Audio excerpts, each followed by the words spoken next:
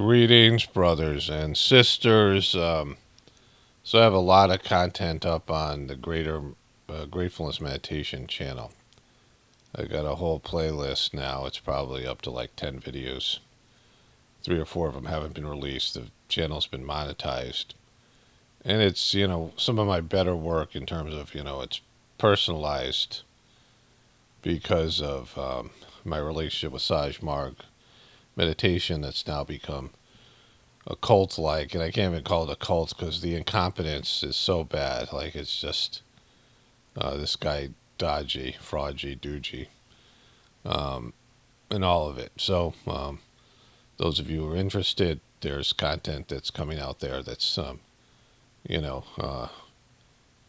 me very compelling because of my personal relationship with the situation. Whereas I cover things here, from a standpoint of just having a internet knowledge of something, but not having personal interaction with these people and the other things.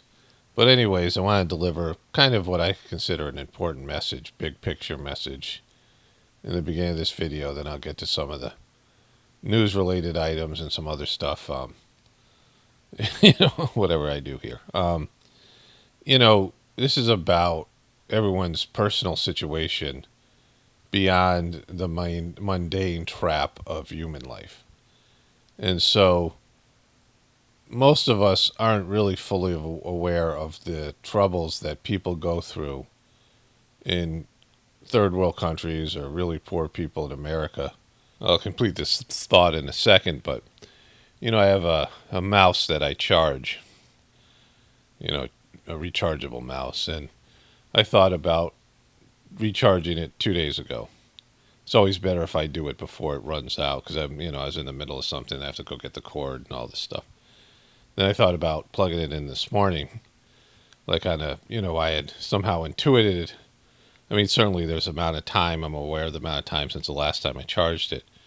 Probably takes about 3 weeks or so for it to lose its charge. But anyways, I had this idea to come to me, and sometimes I follow through. Most times I follow through on the ideas just because, I have these sort of intuitive ideas that will say, do this thing here. It's almost like, I'm being guided to do something. And of course, recharging the mouse isn't life or death, but it's, the idea is that you're listening, or that I'm listening to, something, beyond my, my normal mental egotistical pursuits. When once in a while you hear something, you should do this or you do that, the idea comes to you, whatever it is. I don't know how other people experience it, but it happens to me quite frequently. And it isn't part of my plans. Like, I wasn't planning. I was getting ready to do this voiceover, and I just wanted to get to it because there's a flow to it. I had a good meditation. I thought about this. I feel like it's an important message, but taking the time to plug in the mouse, I would have, I wouldn't be talking about it right.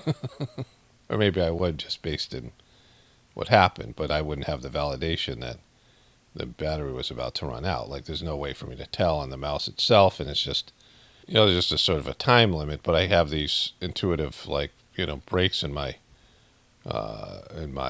thought process. Same thing with my microphone, which runs on batteries, and I have to change them. And I can look at this mic, the new one, and see that how much battery life is left on it. But, being able to be connected to that, right, to things that are, when the battery runs down on the mic, I'll have maybe long segments where I'm not looking at the computer and talking, and there's nothing being recorded because the batteries have died, or when the batteries are low, it doesn't run as good. So these types of things, just being able to, go beyond we get locked into our, whatever we're doing or whatever we're, whatever's happening like right now. And, in terms of the mundane aspects of our life, which is something I'm going to talk to. I'll only get back to the stuff about people living in poverty. But people who enjoy some level of, higher status in the economic system, and that's pretty much everybody in America compared to most people. Like I said, the average family income is $12,000 worldwide. course, there's people living on less than $2 a day, half the people. I used to have a Pockets of the Future website, and I had a whole page on water.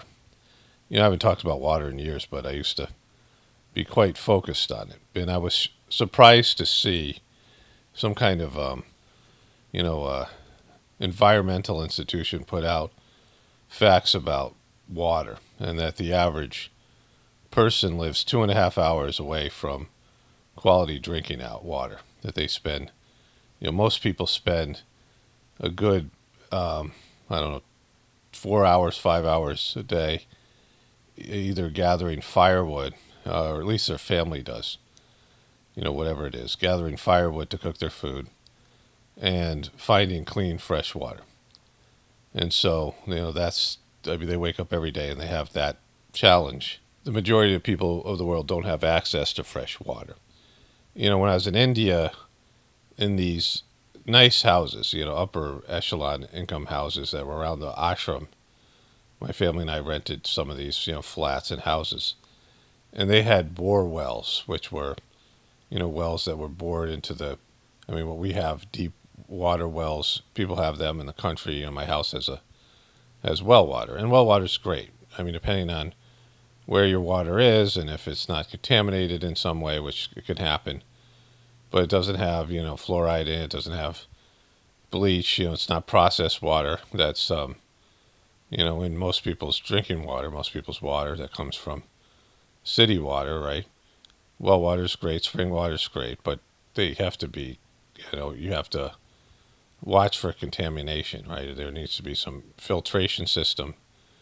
And, eventually you have to make sure that the area that you're receiving the water doesn't get contaminated with bacteria and things. Back when my kids were homeschooling, there was a period of time where we were studying Ireland.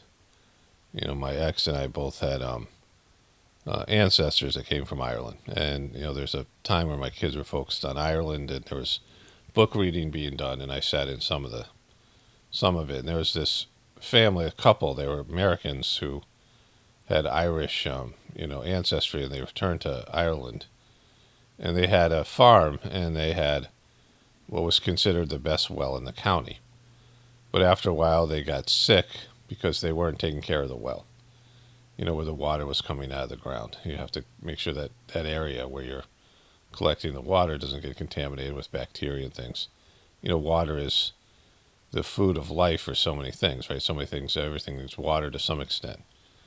And, you have that with this type of process, right? And having a spring and a natural spring and, if not that well water is great, but then there's these other aspects to it, right? And in India, they didn't have filtration systems. And so they had these bore wells, and the well would be pumped up to the roof. And, you'd have so much water if there was no electricity, which happened quite frequently. There was an Indian, preceptor at his meditation that came to our house years ago, and he talked about how they used to have electricity when he grew up in India, he lived in a rural village in the 40s and the 50s or whatever as a child, and he, they would wake up in the morning at 2 o'clock in the morning, and they'd have electricity from like 2 to 4 in the morning. So they all would wake up, and they would do everything they needed to do that required electricity, including turning the pump on so that the well would pump the water up to the roof, and there would be a collection system there, like a cistern, and then they'd have water. And we got to India, the person we were renting from, there was a young woman who turned out to be like a horrible kind of a person, told us that bore wells were good quality water and you could drink them, but we ended up sort of feeling like we were getting sick from the water. And then we found out that the cisterns were a mess, like they had just bacteria and whatever in them. We were lucky we didn't get really sick, but and you had to buy bottled water. Like everyone had to be constantly buying bottled water unless they had some kind of expensive filtration systems that weren't so easily available in India. And so India is known for like just everyone having to buy bottled water because the water, the city water and the water that's people have in their houses, even the rich people, isn't good enough to drink. You can flush the toilets with it, you can shower with it, but it's not something you can consume. And this is a big country, and that's, people who with money. But I was also told during my first trip to India that you had to make sure that the bottled water was sealed, because people would fill it with crappy water and screw it on tight and sell it as new water. Some of the stores and things, and you had to always check for that. So that was great. But now we know there's a recent article about microplastics, of how bad they are. Like even water that's in, you were getting microplastics from bottled water and things, and there it was like something like the article was saying 100 times or 1,000 times worse than was originally expected in storing food in plastics and things. That's much worse and having a effect on people. So I'm just talking about impoverished people that wake up every day and have to gather food and find clean water every day. Like it's just not a given. And that consumes a lot of their time and energy. And then getting whatever kind of income they can to buy things and grow things or whatever they're doing for food. And that's why there's so much food insecurity and poverty and things like this, because people don't have access. And the way that the world now is polluted, that water that used to be clean and fresh, like the Native Americans could drink out of streams and things like this, people have lost that ability anyway because of having weakened immune systems. And so, like, there's just that. That's their life. That's all they can focus on, is fighting off starvation, fighting off, just every day their life is at risk, and they got to work just to stay alive, keep their family going. And that's, more than half the population have that kind of situation. So that's stuff that's kind of hard for us to even conceive of.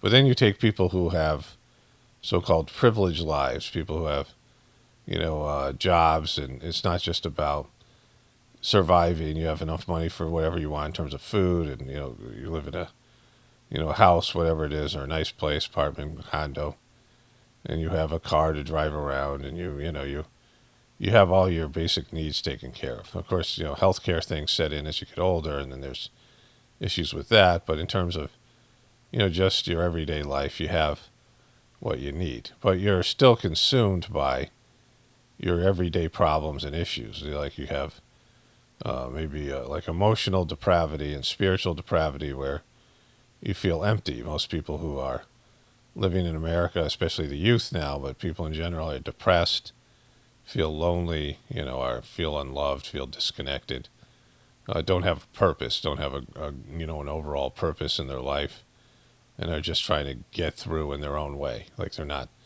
hunting for firewood and fresh water, and yet they're looking for something else, right? Every day they're looking for motivation to go to a job that they hate, and be in marriages where there's no love and no, there's both people are sucking the energy out of them if they're not, alone altogether. People who are, single and alone and struggling with life, and dealing with annoying, crappy kids who, they don't have much of a relationship with, they don't spend much time with, the family's there, and they're all on different devices. And, it's just momentary, momentary motivation of pleasures and treats and things that you create for yourself to look forward to, whatever it is, and then just to go into some catatonic state and plug into the internet or watch something on TV and just get through the day, right?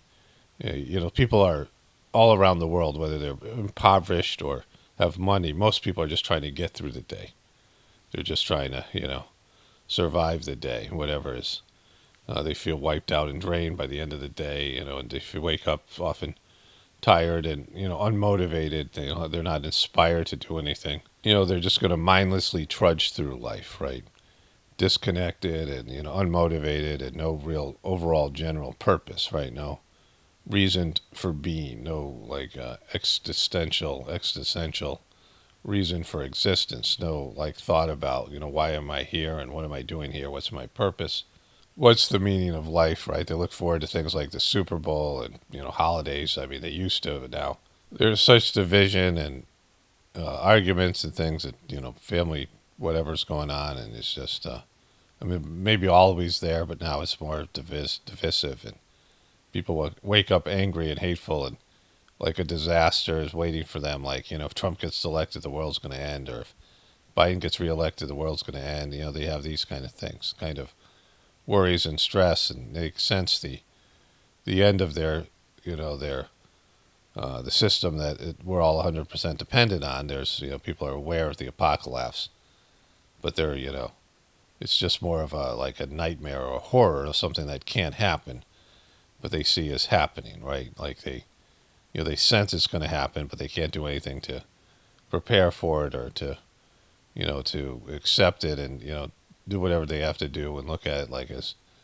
like an opportunity or something like this. It's just this nightmare scenario that's out there, and it's becoming more and more real. So whatever I've just said in terms of yourself and the people around you, you have your own assessment of how that applies to you. But in terms of being directed in some way, right, about the bigger picture of things, like having a soul's purpose and having your soul be, creating your existence on the material world, your physical body and your life has been created by your soul for some purpose and some reason. And there's some meaning to life. This isn't just random or chaotic. That there is a God, and there is some reason for your existence. And religion fails. Like, you can say, "Oh, I'm a religious person. I go to church." Yeah, well, they're just telling you what you should do, which is to support the organization. The organization is parasitic. The religious organizations, and they're not helping you find your purpose in life. They give you some BS purpose, and for some people, that's all they can do, and that's great. Like, then, sure, do that, because that's all you can do. Like, that's the capacity of their intelligence and their ability for abstract thought and their, whatever it might be, right? But there are people who are truly, in a sense, privileged, and, I wouldn't call it privilege. It's because your soul has been here more than once. Like, you've had more than one human life. If you can't wrap your mind around the possibility of reincarnation because of some religious prejudice or whatever it is, like, I got nothing for you here. Like, this isn't really for you. But if you believe in a soul, and most people do, then reincarnation is a reality, because your soul is eternal. The idea of a soul is that your soul is something that was around in the beginning of creation and is going to be around after you die. That your soul is going somewhere. Every religion says that your soul is going somewhere, right? It might be heaven, it might be hell in Christianity, it might be somewhere else, it might be 70 virgins and a mule, and, some, what they were saying for these guys doing those acts of whatever it was, in the Muslim tradition. But whatever your belief system is, the idea is your soul came from someplace, and they don't tell you where it came from, because that would defeat their ability to control you, the religion, that is. They don't tell you the information that's important. They don't tell you where your soul came from before, because it was a previous existence somewhere. You had a previous existence. Your soul was doing something before you were born, and your soul is going to do something after you're born. And if your soul's around for millions of years and you live 70, then your life is somewhat insignificant to your soul's overall journey, right? You have a journey of your soul. And there are lots of people right now. There weren't so many people here before, right? The population has grown significantly over the last 500 years. And, I mean, significantly, where there was well under 1 billion people. And so where did all those souls come from if it's about past life and future lives, right? Do they come from other planets, other whatever it was? But they weren't, humans before. And there's this idea of transmigration of the soul where, animals, especially domesticated animals that interact with people, that their souls move up into a human situation. And so there are lots of souls right now, just based in the math, that weren't humans in a previous existence and were likely some other form of life here on planet Earth, some kind of animal life. So those souls are first-time souls, and they live like animal-like existences, right?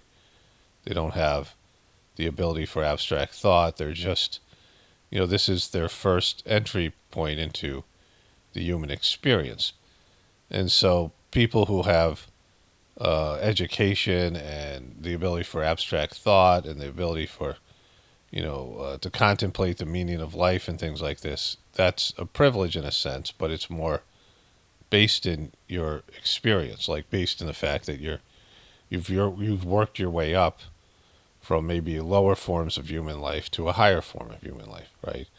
And ultimately, that would have to be being a spiritual person. The most developed people are people who have some pursuit of the connection with God, and those people are regardless of their economic standing or their social standing or where they are in terms of the what people think about them.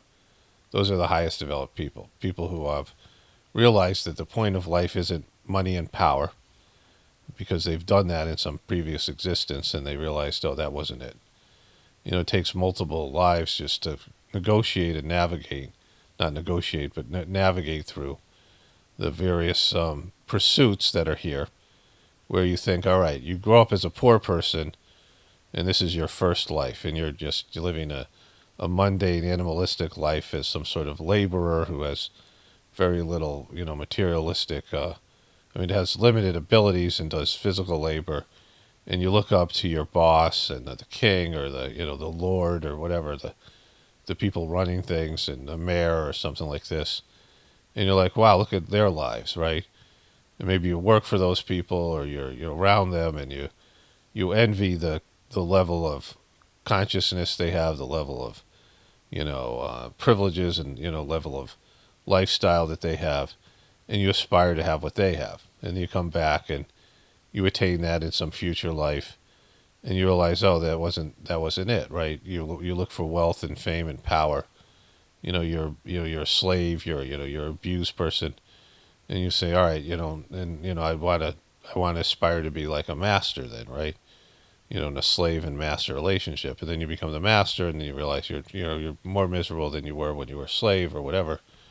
That your life isn't better. People have power. They become kings or politicians or businessmen or whatever, businesswomen, whatever it might be, and they attain those things, and then they realize, oh, this isn't why I'm here. Your soul's like, no, this isn't it, right? Your ego thought that would make you happy if you were you were in that kind of situation. People grow up in poverty and they become billionaires, and they grow up wanting for so many material things, and they become millionaires or billionaires, which happens to people, and then they're like, oh, I was kind of happier when I was poor, right? So this clearly isn't the answer. But if you look at 80% of the population, maybe this is perhaps their first time. There's more people that are alive than dead right now, and this is their first or second life or whatever it is as a human being, and they're just feeling their way into this situation, right? But if you're a person who has, you're living in America or Europe or someplace like this, or you're a rich person in some of these third world countries, and you have some level of stature and prominence compared to the average people, like you're well above $12,000 a year, and you have some economic freedom, and you have free time, and you have the ability to contemplate life. You have the ability to think about and put some energy and effort into improving your situation, that you can actually do something right now to prepare for what's inevitably going to happen. And I'm talking about the apocalypse, some collapse of our civilization, or just, the depravity, the situation of our lives right now. Even if the system doesn't collapse, people have collapsed, right? There's moral breakdown. It's just insanity out there. And you can see it in every way, shape, or form. And that you can break free from what average person believes is normal human life, the new normal, right? Which is crazy, like the stuff that's being pushed out there, the Hollywood morality, the way that people are.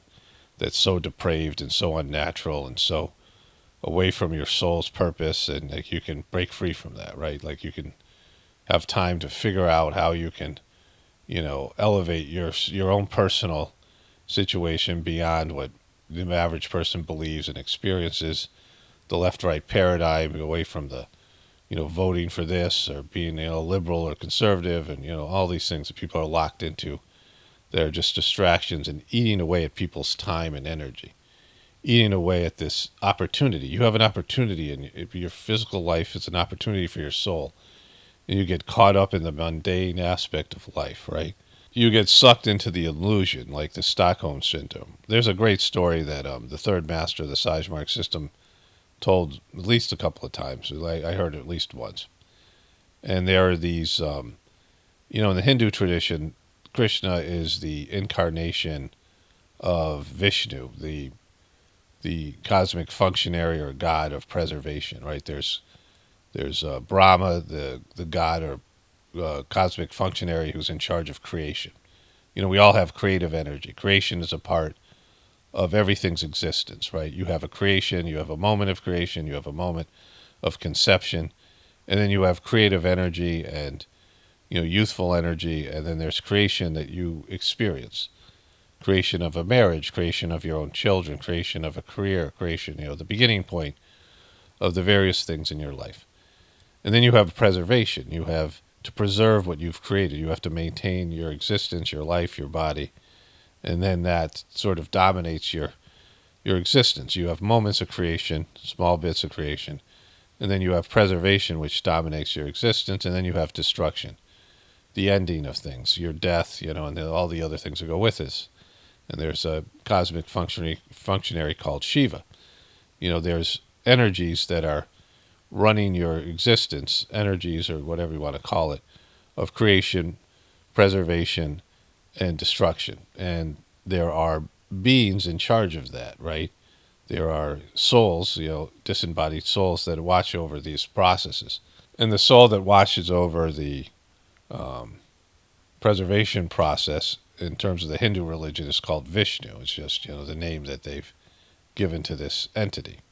And again, I'm not a religious person. I'm certainly not a Hindu. But there are things in religions that are true, and I believe this to be one of them. And in this religion, this soul of Vishnu has incarnated a number of times. As Rama and other, I think it's like 5 or 6 times already. Whatever it is, not important. But when the soul is incarnated, there is a twin soul aspect to this, to Vishnu, that's called Nara and Narayana. And Nara is the ego of this, this entity, and Narayana is the soul. And they incarnate together in these various, the Mahabharata and these other epics or whatever it is. But there's this great story that's told where Narayana is telling Nara about the nature of illusion or Maya, that life on planet Earth is an illusion. We have this material 3D illusion that seems so real, and it's easy to get sucked into it. And Nara's like, no, I don't really understand what you're talking about. I can't, you can't fathom the concept. And so Narayana says, oh, well, go get me some water. And they're just like wandering around the world and, looking and learning about the world. Or Narayana's teaching the ego, the soul's teaching the ego about the nature of life on planet Earth. And so Nara goes out and goes to get some water. And he finds this river, and there's a farmer and his beautiful daughter, his family, and he has a beautiful daughter. And he looks at the daughter and immediately falls in love with her. And they get married. And he forgets all about Narayana and he gets married and has a wonderful life. He's married to this great woman and this nice family, and they're farming, and they have kids, and he's completely happy and blissed out. And then one day it starts to rain, it rains like crazy. And the farm gets flooded and everybody gets washed away. And all the animals die, the family dies, the farm gets washed away, and he loses his wife and his kids, and he's just holding onto a log, weeping. And he, is sleeping and, holding on this log, and then he washes up on the shore, and he's at, Narayana's feet. And he starts weeping. He tells him, he says, look, he tells him of his whole experience. And Narayana says, yeah, that's illusion. that didn't happen. That doesn't exist. You've only been gone for 5 minutes. And it seems like to him he was gone for like 30 years, right? And he goes, yeah, and where's my water, right? I sent you out for some water. And that's the nature of illusion. And so, there's an illusionary aspect to life on planet Earth, and it's easy to get sucked in, just like Stockholm syndrome. It only takes a week for someone to get sucked into somebody else's, reality with Stockholm syndrome. Of course, the Stanford experiment, these other things that have been done, and that people get, you start a new job, and how long did it take before you get sucked into the drama of life and pulled away from things that are important? And the people who run the planet use that against us, use that against everybody, and get you to care about Trump or Biden or anything, the Super Bowl and these things. And it just eats away at your time. It eats away at your opportunity to do what your soul sent you here to do.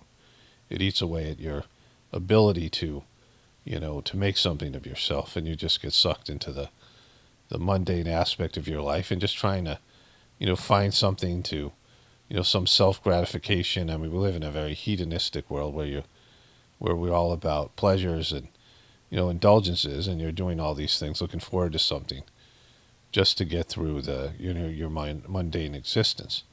But here's the reality of everybody's situation, and that is we are reached peak population. We've gone beyond what the planet can sustain in terms of human life, right? Human life isn't the only life on this planet. Of course, there's animal life and tree life and, all these things. There's a balance here. And the planet can only sustain so many human beings. Like it can sustain so many ants or so many gazelles or so many, whatever it is, right? So many lions, so many, seals, whatever. Like there has to be a balance in nature. When something is overpopulated, it ends up decimating its own food source, and it runs the risk of extinction. That species is closest to extinction when it's at peak population. And we're at peak population where, the planet isn't going to sustain that many more human beings, right? And we can see the destruction that human beings are wreaking on this planet. And whether you're aware of that or not, if you're in denial about that, then like why are you even here? Like to listening to this. But human beings have, like if you see the effects of our system, like you're at the user end, right? You're at the store has, like you go and there's a showroom, right? You go to an auto dealership and there's a showroom, right? There's the place where they show you the vehicles. But if you go where the vehicles are constructed, it's not nearly as nice, right? Where the vehicles come from, the mining operations to get the metals and materials. If you trace that vehicle back through its different iterations of its existence and the different components that make up the car that you're driving or the phone you're using, and you see where it comes from. You see the boardroom and the people who are in charge of making these things and selling them to you, and the greasy money people that are, the bean counters that are in charge of it, and then all the laborers and all the places, and then the environment and what happens to the environment when they extract the metals and, the lithium and things from the earth, and what happens to that, and the animals, and what happens to the ecosystem and all these things. But when you're in the showroom, it's just glitzy and nice, and it just seems like some sort of a miracle. But there's a lot of evil and a lot of bad practices and anti-God, anti-nature things that go into your life and the things that you consume, right? Whatever it might be. And if you go to the not the user end, but the end of the slave labor and the environmental hazards that are caused by your products, it's completely different, and we're oblivious to that, right? We're oblivious to, we're on the receiving end of something that comes from bad practices, evil, anti-God, anti-divine, laws are being broken, laws of nature and things. But either way, we're at peak population, and when you're at peak population, there's going to be a time where there's going to be decline, right? Anything, you have moments of abundance, and then you have deprivation. And we're at a time of abundance, and we're going to go to a time of deprivation. Ice ages are a time of deprivation. There are things that happen in the world. There's cycles where there's abundance and then there's deprivation, right? There's, times where there's scarcity. And we're heading to a time of scarcity where there's abundance of humans, there's abundance of resources, and that's all going to disappear. And when that happens, there's going to be less people, less opportunities to be here. And I talk about that from time to time. Like, there is, if you believe in a soul, there's past lives and future lives. And, what you're told in, like, the Christian religion, this idea of how you get to heaven, like, it's just not true. Like, it's just, it's not. Again, I'm not here to, if that's what you can do and that's what you have to believe in, then, good luck with that. I'm not, I can't, if that's the best you can do, that's great. Like, but it's to the rest of us. And, like, there's plenty of places where you can go and listen to people talk about heaven and God and things like this in the Christian tradition. But it's more sophisticated here. There has to be places where people can handle the truth about things, go to, right? It all can't be for you. Like, it all can't be something that, that caters to your limited belief system, right? And the idea of going to heaven by following some religion is not true. That's not going to happen. There is an escape from this planet. There's the escape from future lives, or it's not escape. There's a graduation where souls have reached a level where they're free from their earthly bondage, where they've learned what they've had to learn here, and they've raised themselves up to a level where they no longer have to come back here, right? And that's unfortunately very rare. Most people get caught and trapped on planet Earth and just can't get out. They live life after life, and that's just their situation, right? That's the best they can do. That's what's going to happen. That's what's up for them. But there is a purpose. Their soul is desperate to evolve out of this situation and move on to the next level, right? But in terms of, that being a reality for most people, that's not a possibility for the 8 billion people or so that are here. And so I've said this before. So when there's population reduction and you get down to, less than 1 billion people, that's 1 out of 8 people, there's not available slots for human life.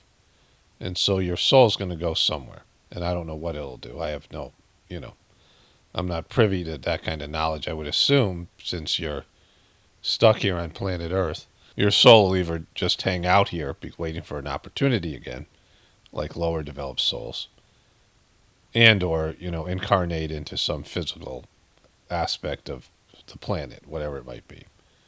An animal, a rock, or whatever. That your soul will be, no longer able to be a human being, because there just won't be available positions, right? There's only so many humans. Right now there's like 8 billion souls, and in the future there'll only be 1 billion potential lives, right? And so in terms of your existence as a human being, you have to compete or some way. There has to be some, whatever it is, some decision making going on somewhere in the etheric world of who gets those slots, right? Like, it's just like being cut, right? It's when there's, playing musical chairs or something. Not everyone gets to come back. And with so few people moving up to the next level, with very few people moving up, what happens to those other people? They're in a worse situation, those other souls. They're no longer, have the privilege of being a human being, and they've been moved backwards, right? They're regressing in some situation where they have less privileges, less opportunity, less consciousness, less, they're moving backwards in their evolution, right? Their soul is now trapped in something that has less potential for upward mobility. Now they're trying to work their way back into human existence, right? To where they can have the ability to move forward on their spiritual journey into some sort of higher state of consciousness that's available in humans and humans alone here, right? Where animal life has, different levels. The animals have different levels of consciousness, but even in the human experience, there's lots of people that don't have the ability for abstract thought. they can't think about God, or they can't, contemplate divinity or their own situation, because they live in very binary, on or off, no abstract concepts. They can't have, they can't, think about things in an abstract way. That's like 60% of humanity. And I think more than ever, people should think about this in a way where there's, how does this relate to my overall, soul's purpose and future of my existence here? Like some people, people listening to this, some of you will be able to contemplate this in some way and think about it, right? Like if this is true, what I'm saying, and it is, there's going to be population reduction, and that your soul is going to incarnate back in here or something. Your soul is bound to this planet in one way. It's tied to this planet. There's bondage here. You're not free to go somewhere else. And there's things are going to get really unpleasant here for people who incarnate in, and the souls that don't do that, that's going to be, worse for them, right? And so even the people have to come and live in really difficult scarcity times of scarcity and deprivation, and, all of it. A time of redemption, a time of consequences for our mistreatment of the planet and all these things. Like that's going to be rough and worse than our lives now. And our souls and our future version of ourselves are going to have to endure that. And then the ones who don't make it, who get caught, who don't have the ability to, don't get chosen for, to continue on here as a human, and they have it worse, right? They're regressing, and they're in whatever situation. And that everyone has this opportunity right now to, to assure themselves a future, and by moving forward in this and finding something beyond their mundane material existence. It's, you look at it even as a competition. I mean, it's not the best way to look at it, but it is in some ways that. Like you want to be in a situation where you can move forward on your spiritual journey and not be, snapped back into some lower level of consciousness and have to work your way back up, which is going to be the case for the majority of people. 7 out of 8 or whatever it is, 9 out of 10 or something like this. The majority of people are not going to move forward, or not going to even be on the same level. They're going backwards. And if you, again, this registers with you, you feel like there's some truth in what I'm saying, you can connect to God in your soul and ask questions of what you should do. Like, what do I do to, to advance in this situation, to, improve my, you're here to advance your soul and to move forward in your journey back to the source, right? Back to the creator, so to speak. If there is some underlying purpose, if there's some reason for your existence, it's that, right? Like that would be the only reason that there would be, a soul would incarnate. Like your soul is etheric. It doesn't need a body. It doesn't need to, drink water, or it doesn't need to eat food. Your soul doesn't need to have those experiences. Why would it? If your true life is not physical, if the real essence of your being is not physical in nature, it doesn't need oxygen, it doesn't need food, it doesn't need warmth and comfort, it doesn't need these things. It's just energetic in nature. It can flow through, and it's not bound to physical reality. That this is an illusion. This is a third dimensional illusion where you're trapped in some sort of video game, and when you die, your essence is released. I saw that with my grandfather.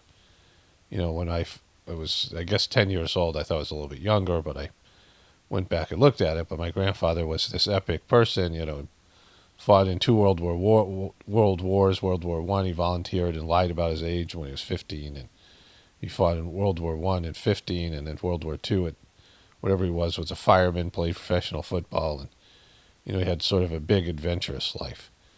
And when I knew him, he was an old guy in Florida who used to take me deep sea fishing, and kind of interesting. And he had a lot of he was someone with a lot of life force. And when he died and I saw his body, I'm like, oh, that's not him. Like realized, at a little kid level, that his soul had disappeared, and what made my grandfather was gone. Now he was just a slab of, of dead flesh or whatever. Like, saying goodbye to him was stupid because he wasn't there anymore. Like he was just there. I noticed he had lipstick on, and my grandfather was, a tough guy and not a guy who would wear lipstick. Back old school, whatever. And they had put lipstick on him, and I'm like, oh my god, like this, they're desecrating his body. Like I couldn't frame it like that, but he was gone. He wasn't there. My grandfather was, had whatever was made my grandfather what he is. His life force was gone, and that's when I first experienced the idea that the soul and the body are not the same thing. So if there is a soul, and then if there's a soul, there's a God, then your soul's purpose has something to do with that, right? Your soul experiences life here on planet Earth to learn more and to get closer to the divinity, right? The essence of all life, right? The purpose of a journey of some kind of purpose that you would have would be to find the source of your existence and find out the real reason you're here, and the real reason that you exist. The truth. You're here to find out the truth, whatever that means. There's always layers of truth, but all adventures, there's a pursuit of truth, right? You have an object of your adventure. You're looking for, I don't know, buried treasure, or you're looking for some, going into the jungle looking for some mystical animal species or something. But there's always the truth of, your purpose and whatever's going on, and the truth is always there, right? You're going these adventures, but what you're really seeking is truth. And your soul has a purpose, right? Your soul has created you for a reason. And finding out that reason, and would have to do with your soul's evolution. Again, you have a 70-year, 80-year, 90-year life, and your soul's around for billions of years. Your ancient soul has a purpose and is gaining something, or hopefully gaining something from this experience. But people get locked into the illusion, the Maya, and forget about their true nature, their true purpose, and then they just create more bondage for themselves, more samskaras, more, spiritual grossness and impressions and things that keep them even more bound to this planet, where they have to, relive and do it the right way. And now they're addicted to something. Now they're taking these deviant tendencies with them, and they're bound to it. This is ancient, yogic understanding of life called samskaras, where you have this spiritual grossness that keeps you coming back into this existence and keeps you from moving forward and understanding, your true nature. But, if you're listening to this, for whatever reason you found this, and you've made it this far, I mean, I'm 47 minutes in. I'm not sure I'm going to do other stuff. I'll probably do two separate things today. Maybe they'll go together. I'm not sure. Maybe they won't, but they'll be two separate. I'll do the news and whatever, but this is, I might as well put up this separately. It seems like my microphone is flashing, and when that happens, that means that there's possibly some interruption. I don't know. The voiceover will be what it is, the quality of it. But that's an explanation for if there's some static in my voice. It's because some days it does better than others. I don't know what's going on. I don't know if there's some sort of... It happened when I have two different mics. I've had these two different mics, and both of them do the same thing. And I don't think it has anything to do with the computer, so I assume that it's energetic in nature. But anyways, if you made it this far, it's something to contemplate, right? That, we're facing a time where there's going to be massive human population die-off. And what does that mean? Like, it's certainly a systemic collapse on the physical level, but what does that mean for the souls and, the idea of, where you're going to go next and what's going to happen to you and when this life ends, right? There's a life after this life, and where is it going to be? What's it going to be? You can pray to God or connect with your soul and ask the questions. Ask what should you be doing, right? Again, I don't think anybody has to do anything radical and go move out into the woods or do something. People like go too far or whatever. But I mean, it's connecting with God and your soul and finding some way to receive the answer. An answer that's coming from a higher place, not some place of fear or some lower level demonic entity or something, but connecting to praying to the highest and praying to your your soul, and then hearing back and asking the questions, and maybe through dreams or whatever, and just being able to listen and connect with something beyond your limited consciousness and figure out what you should be doing, because everyone should be doing something at least, right? At least preparing in some way or another. That's the idea behind Pockets of Future in the first place. Anyways, I'm starting to fade out here, but the essence of this thing is the body of this voiceover is there. There's nothing really more to say about this. You get the idea, you don't. You'll either believe what I'm saying or you won't, and if you do believe in it, and then you might do something or you won't, right? Like, you might take action, or you might, just think about it, go, wow, that was interesting, and then go back to your mundane existence, right? Swallow the blue pill and descend back into the matrix. It's all, it's all up to you. Only spirituality will save this world. It's Paul Romano, definitely reporting for the Apocalypse and the Ascension. Everyone have a blessed day and be grateful.